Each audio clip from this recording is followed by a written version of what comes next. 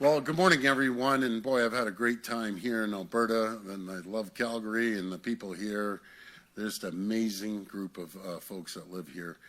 It's my pleasure to be here with so many members of our government. I know you run through them. I'm going to run through them one more time. Minister Lecce, Minister Surma, Minister Thompson, Minister Oosterhoff, and PA Will Boma. I want to start by thanking my friend Danielle, Premier Smith.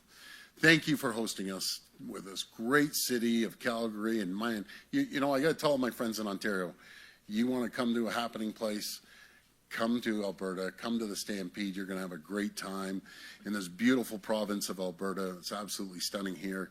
Nothing showcases the wild rose spirit like the Calgary Stampede. The people of Alberta have been such gracious hosts. Thank you for your hospitality. Friends, I'm here with Premier Smith today because it's never been more important for Canadians to stand united from coast to coast to coast. President Trump's tariffs and the economic uncertainty they've created, they're hurting workers and businesses in every part of our great country. Steelmakers and aluminum workers in Ontario and Quebec, fishermen and women in British Columbia and Atlantic Canada, farmers across the prairies, including right here in Alberta, miners across Canada's beautiful north. No region has been spared. In the face of uncertainty, Canadians are coming together to stand up for our country and build a stronger, more united Canada. That's why just a few weeks ago, Premier Smith and I were in Saskatoon to sign a historic agreement to unlock free trade between Alberta and Ontario. Over the last few months, Ontario has signed agreements with a total of 6 provinces to support free trade across Canada. We're doing this because we need to unlock the full potential of our economy. We need to tear down the barriers and red tape that have held us back for far, far too long. We need to make Canada more competitive, more resilient, and more self-reliant. We need to build the future for Canada where we can proudly stand tall, strong, united, and independent, so we can stand up to President Trump's tariffs and anything else that comes our way. That's what brings us here today, to sign 2 new agreements between Alberta and Ontario that will open access to new markets and create thousands of new jobs across Canada.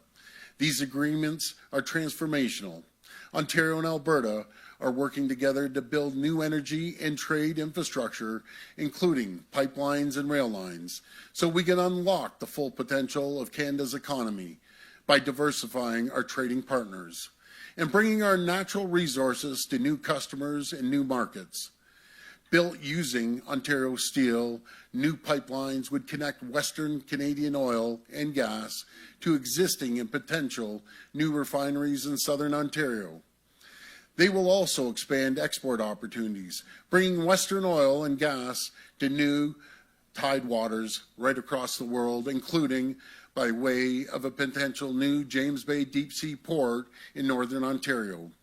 New rail lines would connect Ontario's Ring of Fire region, critical mineral mining projects, and processing facility to Western Canadian ports as we build an end-to-end critical mineral supply chain. This is how we diversify our trading partners. This is how we make ourselves less reliant on the United States. This is how we secure the future of Canada. To move these ambitious projects forward, Ontario and Alberta will soon launch a joint feasibility study to determine the best route for economic and energy corridors, make recommendations on what financing and commercial tools might be needed to de-risk, and learn how we can best support homegrown supply chains, including Ontario's steel sector and our great steel makers. As we build the future of Canada, we will always meet our duty to consult with Indigenous partners and support their involvement with historic funding to help First Nations become equity partners in these nation-building projects. This agreement is a big step forward. To succeed, to build a more competitive, resilient, and self-reliant future, we need the federal government to do its part. We need the federal government to cut red tape and bring regulatory certainty so Canada can attract the kind of private sector investments that will be critical to build this energy and trade infrastructure. No one will build a pipeline to Tidewaters if there's a ban on tankers. This is the craziest thing I've ever heard, a ban on tankers. No one will invest in opening a mine if it takes 15 years to get it to yes. It's time to end excuses, and it's time to start building, and we need to start building now. As part of our agreements today, we've also agreed that Alberta will prioritize Canadian-made vehicles for its government's fleets. For our part, Ontario will support the increased availability of Alberta beer, wine, and spirits, and they have some great wine and spirits and beer coming. You could just see it outside. Everyone's having a few cold ones on Ontario store shelves. Friends, this is how we protect Canada. We need to protect together to unlock the country's full potential. We need to build infrastructure that will bind Canada together and support workers in every part of the country. We need to respect and celebrate every province, every territory, and do everything in our power to help workers, businesses, and communities thrive.